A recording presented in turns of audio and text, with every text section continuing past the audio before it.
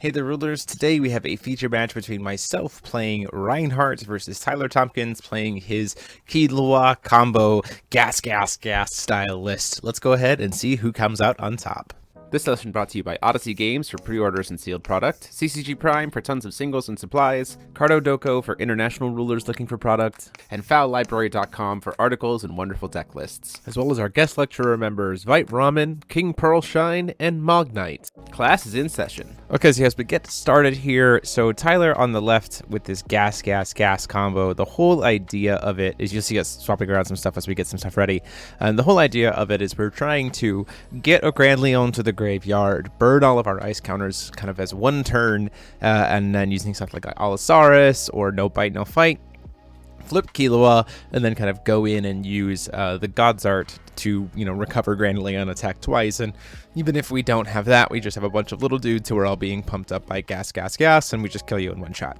And I'm playing Ethereals, which is just kind of this stun, kind of grindy list, looking to try to find access to flipping over Soul King. Keep in mind that both of these lists are only playing 2 copies of the contract, because again, at the time of this video, we didn't know about the new news regarding the contract packs coming out, so we were playing it as if you only pulled, one contract, buy a second one, here's what you can do.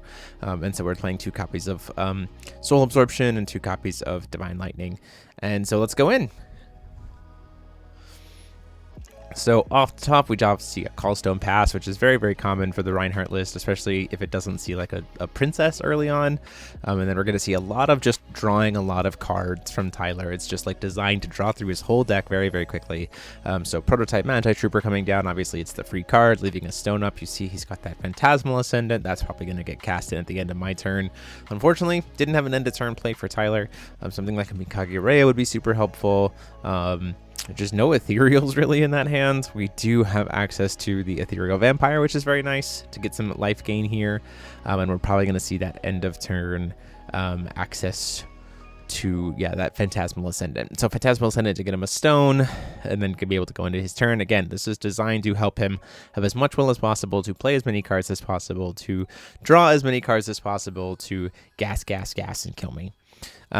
So we're going to use that stone. Looks like potentially thinking about using it for a Grandleon in hand and go ahead and get that out there. This is kind of a nuts card just because of this act of like, it's going to burn me for 6 or burn something on my board for 6, get him a counter draw and like cantrip because of the ability of Ki Lua, which is pretty dope.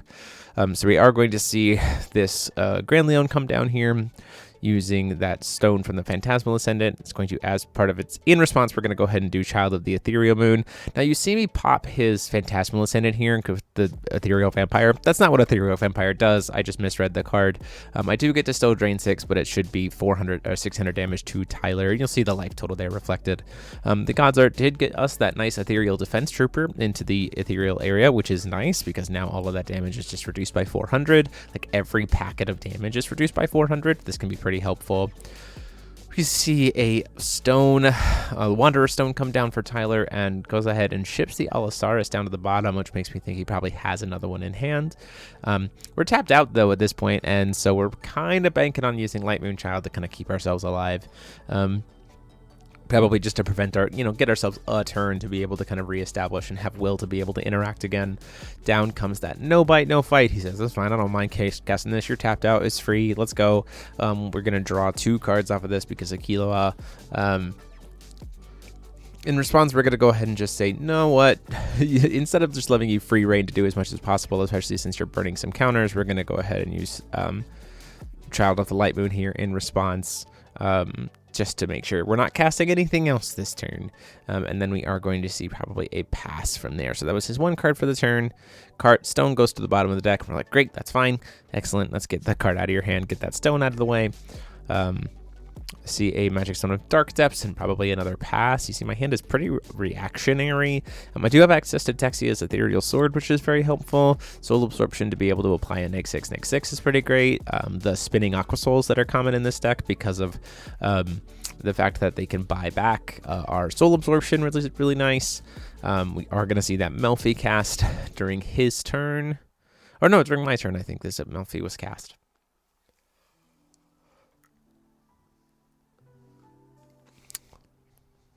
And you see here, See, the rewriting loss off the top is nice. Still just trying to find those combat contract pieces. Doesn't look like he has access to the contract yet. And so he does have a gas, which is a good first start. Does have an Allosaurus there, which is great. Just doesn't have Divine Lightning as of yet.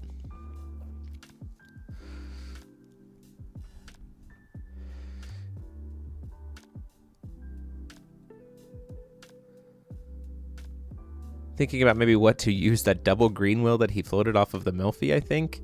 Realizing he should get 2 counters instead of 3. No bite only takes 1 counter. So he's going to go ahead and say, you know what, I've got gas in hand. We're going into my turn. Let's throw out these Melfis. Throw out these Lowrights. Let's just put them into the field. It's more stuff to be able to pump up potentially next turn with plus, since I have a 12 counters and an Allosaurus, that's 12-12. It's very easy to kind of push in for lethal, which is arguably very respectful for what he's doing here. We're going to go ahead and try to, on his turn, cast Dexia's Ethereal Sword. The idea being here, we're going to cheat in an Ethereal, banish it, and then if I do make him discard a card, or make him banish a Resonator, trying to keep the field clear. Seeing him do this to get rid of 2 Lowrights makes me feel like the hand's probably not super great, and so having a good large amount of bodies on field is not great for him, or is what he needs to be able to try to push lethal right now. And the longer this game goes, the better likelihood that I'm going to find what I need to be able to keep myself alive. This is going to force him to burn the Fairer spell. In response, now that we've done it, we're still in this must be during Tyler's turn for to get the most value out of it. We're going to go ahead and do Soul Absorption mode to do -6/-6 and say, look, you Fairer spelled the thing that stops me from getting 1. Soul Absorption is going to imply a -6/-6 and kill all of it. It also means that the stuff that comes into play after this is also going to be -6/-6, which buys me a little bit of time to kind of survive through this turn. And also, again, having those spinning Aquasols in hand, I'm not super bummed about that because I'll be able to buy it back later.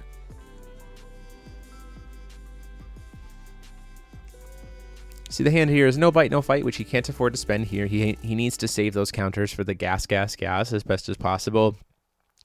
So no bite, no fight is going to stay in hand. Rewriting loss is helpful here. Allosaurus is also not going to get cast here because he's not ready to go into contract yet. So I imagine the rewriting loss gets cast here just to cycle. Yep, rewriting gets cast here, recovers the stones, gets him into a new card.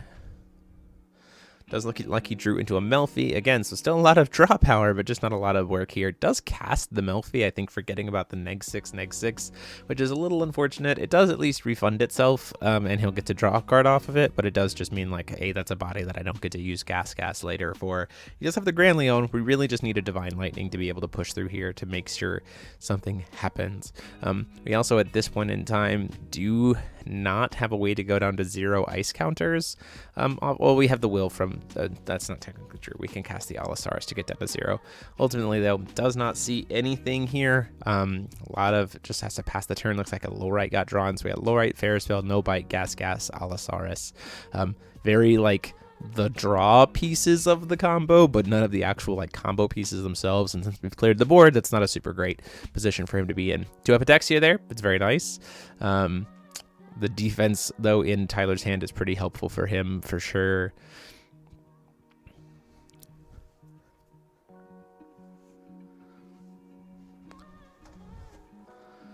Tyler does have a lot of draw power, though, so there is a world where he just kind of tries to push in next turn, especially since he has, again, those Lowrights and stuff like that. Does see a Cthulhu, which is certainly a way to kind of sacrifice a Grand Leon that's going to die anyway to get more damage out of it, which I think is very cute. We do see that no bite, no fight come down here to try to get into another, some more draw power. It's going to draw him 2 cards, which is great. We're like, yeah, we don't have a way to respond to that. That's fine. Now would be a great time to have something like an Angelic Battle Barrier, but this is the times where we, again, sideboard against these kind of combo decks. So it draws into 2. And it certainly does not help that I have just not been playing any Resonators, having to play pure reactionary, which walks into the fact that Tyler's playing a lot of defense in the terms of Fairer spells and Lowrights. And he also has Fire Moonchild, which does serve as a little bit of a protection, which doesn't help too much in this matchup particularly because blue, black, white's not going to really play any cancels, but it is there for at least some kind of protection if I'm going to filter. Grand Leon getting discarded here to try to draw him into another card gets that to graveyard. It does get reduced by 4, so it's only going to deal 200 damage to me, which is not bad.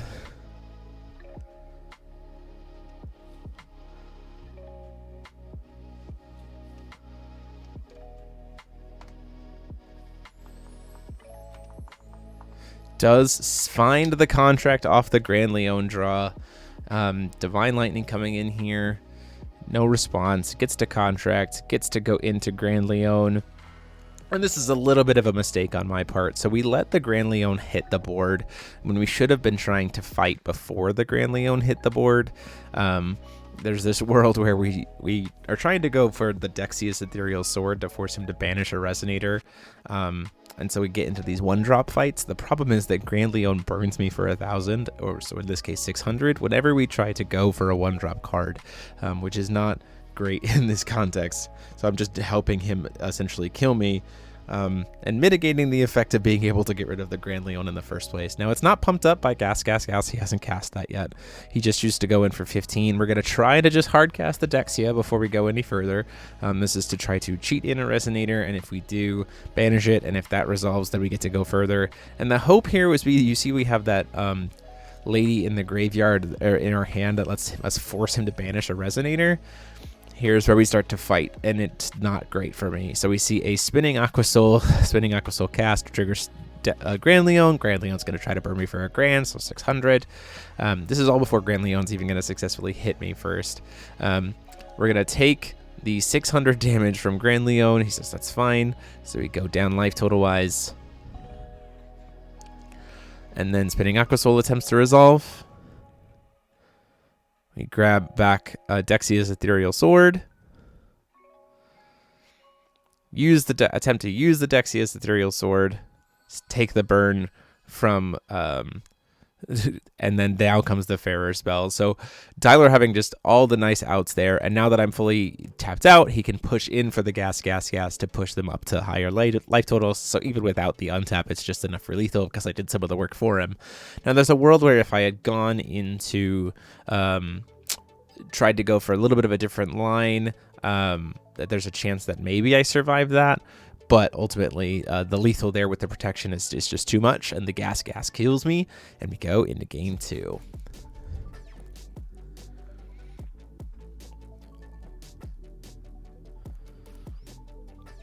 Game 2, choosing to take the coin. See that hand for Tyler is a lot of, once again, draw power. Does see the Divine Lightning in the opener, which is nice for him. And a gas. Those are probably going to get kept. No bite, no fight. Melfi and the other card does draw into Lorite Allosaurus. So really just looking for a Grand Leon at this point, even right off the bat for Tyler. Does see a Lorite on the top. Chooses to keep it there, which is very interesting because he already has one in hand. Maybe just to get additional protection coming down. We see a Fire Moon Fragment on the side of me. And now we say, look, we need to put pressure on. This is, we have some things to be able to kind of disrupt your initial plays, especially, the additional comboing off because we have coin, we have, some discard outlets, we have some ways to be able to force you to banish stuff, things like that. We need to start kind of going in. And so we're going to go with the Princess, Ethereal Princess here. She's going to get bigger very quickly, but she also can ping him for 2 every single turn, which is nice. See that no bite, no fight come down for Tyler. Going to get to draw him 2 cards there, which we're like, you know what? Every time you burn a counter not on that turn that you're going off is great. If we can kind of make that gas, and that's the biggest thing about gas is that like you really only can do it once in terms of getting the most value out of it. So it's a little bit of almost kind of we need to race Tyler before he can get it really set up. Ping him for 2 with the Princess, draw, and then go into our turn, call Stone, hit a Magic Stone of Dark Depths. Swing in for 4, take him down to 32, and then we can ping him for another 2. So Princess, putting in work, getting in that aggression. Totally fine with that. We do have a Dexia in hand, which is very, very nice.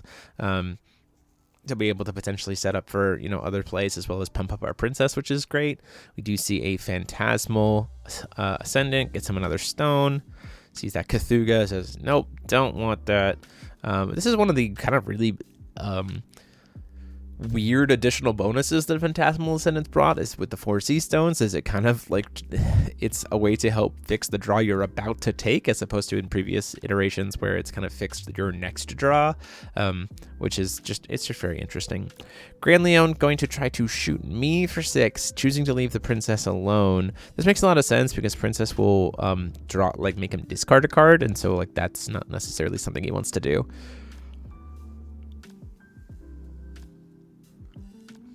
Before recovery here, before the Grand Leon tries to resolve, we're gonna go ahead and try to flash it in Dexia. This does bait out one of those Lorites from his hand. And we say, okay, well, this is what's gonna happen now.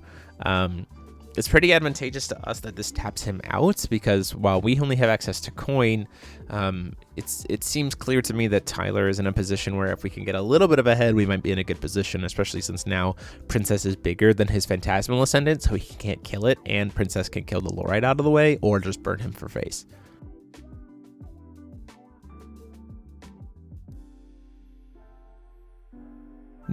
So now that we're fully tapped out, we are going to go ahead and go for that Light Child's Godsart, being that like, hey, look, again, anytime we can make you burn counters and then not be able to make use of them with make a gas less effective is great for me. Also, you're on a Phantasmal Ascendant turn, so if we can make that stone that you got from Phantasmal Ascendant worthless, that's good for us. Are going to just sheet a pass turn here. That being said, like, Tyler's hand is still very reactive and still very like helpful, but like you could see he had the stuff in hand there to try to start going in for lethal protected, especially considering the fact that he had an additional stone because of Phantasmal Ascendant. Ping him for 2 at the end of the turn with Princess, and then say let's go into the next turn.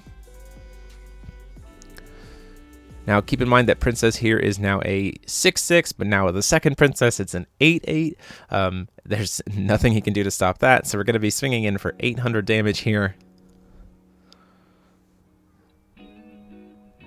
Goes for the block with the Lorite, and we are going to probably use that Princess to just shoot it out of the way and get that 800 damage in. So that's fine. Shoot it out of the way with the Princess. Take the 8, take him down to 20. Dexia going to try to swing in for 6. He says that's fine. Keep in mind we haven't used the Dexia's the white Moonchild Godsart at all here, which is very helpful for us as well. Goes down to 6. And then ping him for an additional time. We'll catch it here in a second, but I ping him for an additional time with the Princess to take him down to 12. So we're actually at a point where right now he's sitting at 800 life. We have a lot of will to go. He has no real way to life gain. And we have will to be able to react. So before recovery, it looks like we're going to see a Grand Leon cast. Or Grand Leon getting rid of one of those counters. We say that's fine. Oh, didn't remove the counter on it. Second Grand Leon just to get rid of that as well. Shoots me again down to 22. Draws him another card. Very clearly trying to go in here. Has access to no Lorites, though, which is the big... Or I think there might be one Lorite left in that hand, which is a big deal here. And here's the part where I think there's a little bit of a mistake. So we see a gas come down here to try to say, hey, we removed all the counters. Let's go ahead and try to cast this in recovery. You're low enough on life that if you try to do something in response to this, we're probably fine anyway. The problem being that we have a Dexia's Ethereal Sword. And so now we can force him to... banish a resonator by cheating in something, but that thing that we have is Ethereal Vampire, and so Ethereal Vampire is actually going to trigger twice and just burn him for 12. And so because he's tapped out and his life was low enough thanks to the Princess beatdown, we actually said, ha, we got underneath you and raced you to the finish and took a game here with Ethereals going into game 3.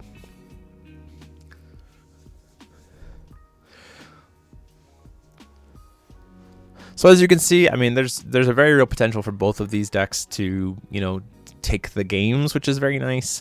It is certainly something where, like, the Ethereals kind of almost have to abandon their traditional game plan and just try to kind of almost go under you, rather than try to sit up and say, like, how defensive can we get, especially because Tyler is particularly playing Lorites and Pharaoh spells.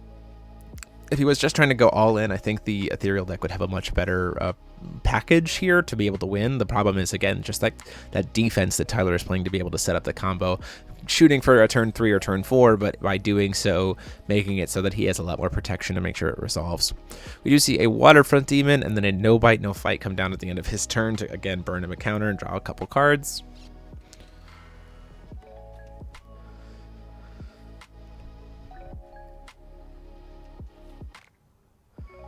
We do see a sideboarded card for him, being the Mimi that, or the Moo that can get rid of cards out of my ethereal zone, but last game I didn't even get any there, so he's like, I'm not sure if I need that.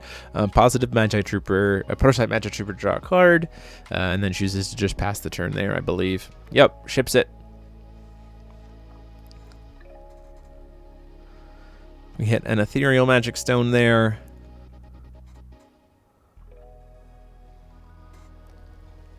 Swinging in the air with Waterfront Demon for 4. So he takes it, goes down to 36.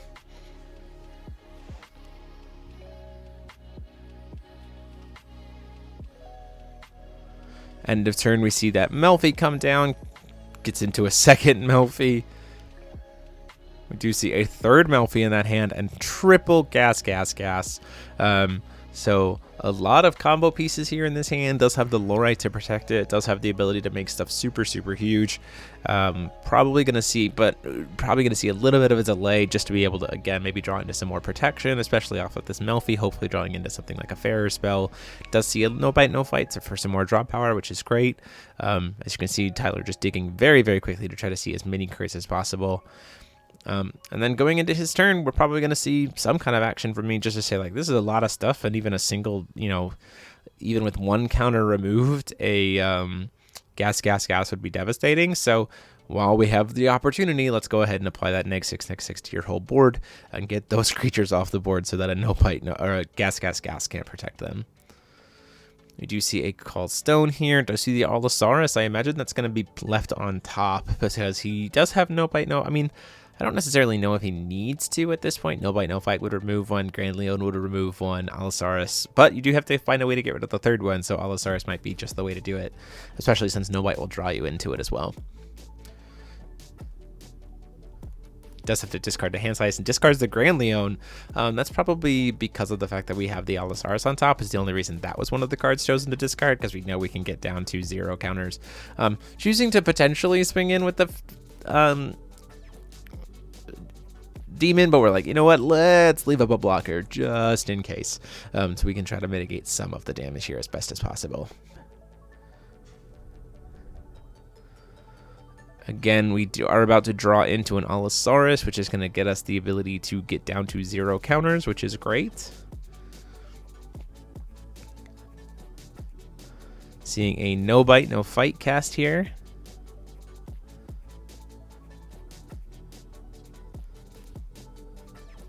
This is one of the weaknesses, I think, of giving him that ability to the soul absorption, right? Is the fact that, like, if we wait too long, he could always no bite, no fight in response to the soul absorption, which means stuff survives anyway. But if we do it too soon, he can just kind of call stone pass and have all of this will to be able to set up for stuff during his main phase, which is pretty good for him. Down comes a second no bite, no fight here during the recovery phase. We say that is fine.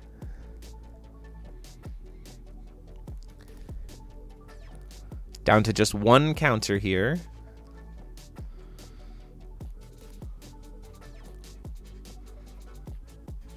And does decide to go into a gas. At this point in time, we do have access to a Angelic Battle Barrier, so we can say, like, look, we're going to stop that one from resolving. This can be your one thing for the turn. And then after that resolves, we're actually going to put in a Dexia, because you're tapped out.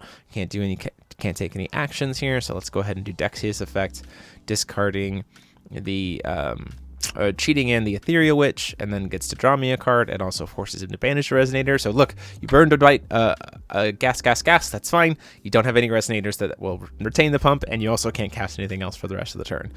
So succeeded in kind of making that play useless was kind of the hope.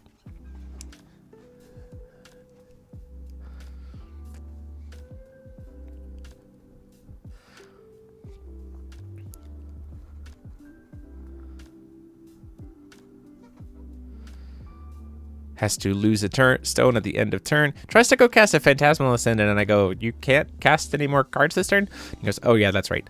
Goes back into his hand, and we see probably a discard due to hand size, I think, at the end of the turn after losing a stone.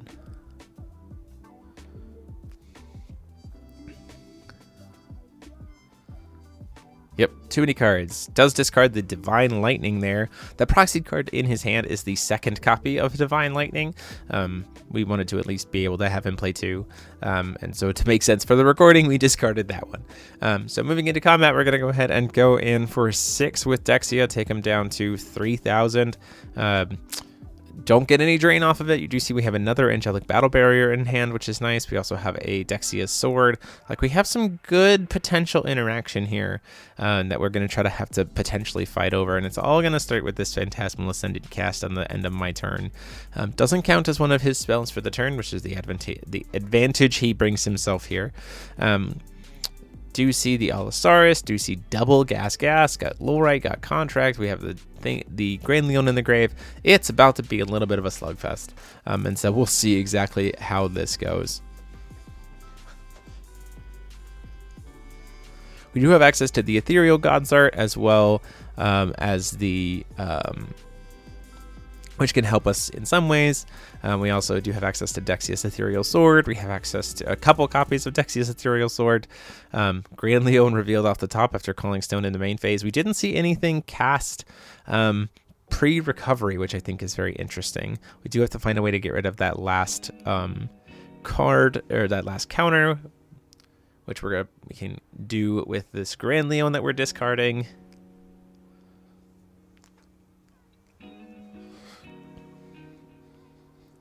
To try to shoot my Waterfront Demon. Oh no, it does choose to shoot my face good on 34, which I think is probably a smart goal.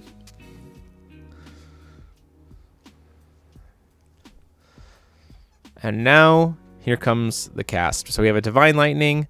In response to the Divine Lightning, we are going to see that Angelic Battle Barrier come into play. We're just swapping the cards for the sake of the recording here. Angelic Battle Barrier coming into play here. We burned a single counter, keep that in mind. We have a double Lorite in hand, not much of a protection. Remember, things are only going to get +8/+8 if he does go for that gas, which we see here in response to the Angelic Battle Barrier while he has the will available. So everything's going to get +8/+8. Oh, it does look like potentially this Phantasmal Ascendant was cast during his recovery phase.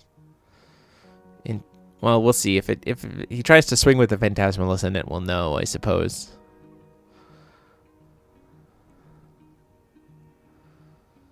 Going to do the God's Art of the Ethereal Moonchild. Oh, no, not even that. We're going to banish just to him. Trigger Dexia to increase my zone to 4. Still have access to the Ethereal Moonchild God's Art. Going to try to do Dexia's Ethereal Sword to put Dexia into play, and if I do draw a card, he says that's fine, there's no Fairer spell in that hand.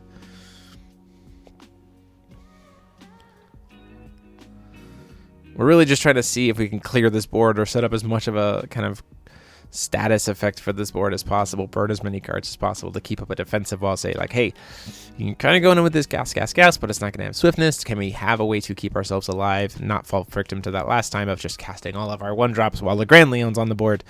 Just trying to see if we can dig into something.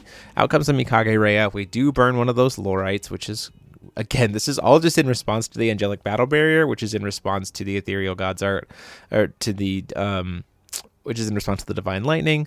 We're going to go ahead and do the Ethereal Gods Art here to try to get a couple things out of here. 1 card into hand, 1 card into graveyard, and 1 card into the EX zone. So we have the Ethereal Princess in the EX area. Doesn't do anything there. We need to find a way to be able to cheat her into play because she just sits there. But the reason to keep that in hand is because we have that wonderful other Dexia's Ethereal Sword to try to force as many Resonator banishes as possible to keep this field as clear as possible, if there is a way for us to get it. So, because again, Dexia having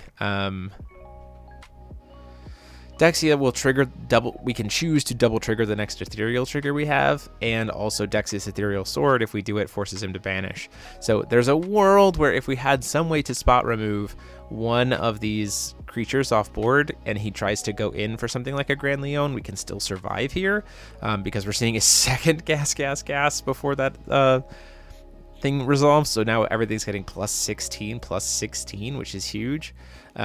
the Phantasmal is the only thing that can currently attack this turn. If we had some way to spot remove one of these creatures here, then we would be in a position where we could get access to clearing everything, including the Grand Leon, off the board with a single Dexius Ethereal Sword. And we would like that to happen. That would be nice.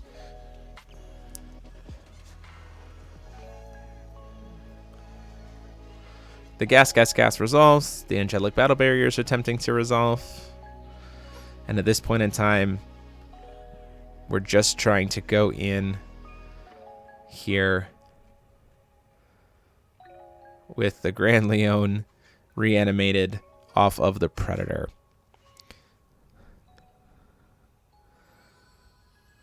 Goes to swing in. We attempt to do Dexia's Ethereal Sword. It's going to burn us for 1,000 with Grand Leon. We go down to 24 just from that. Cheat in a Dexia. Dexia then gets discard, banished. Goes to the EX zone. And then Dexia, we draw, force him to banish a Resonator off of the Dexia's Ethereal Sword because we cheated in and banished an Ethereal.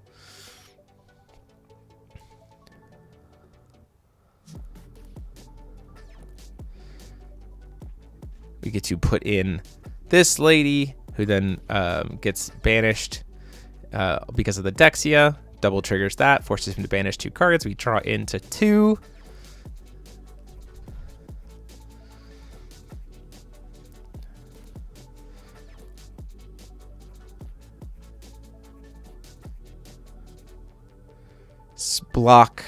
Attempt to block the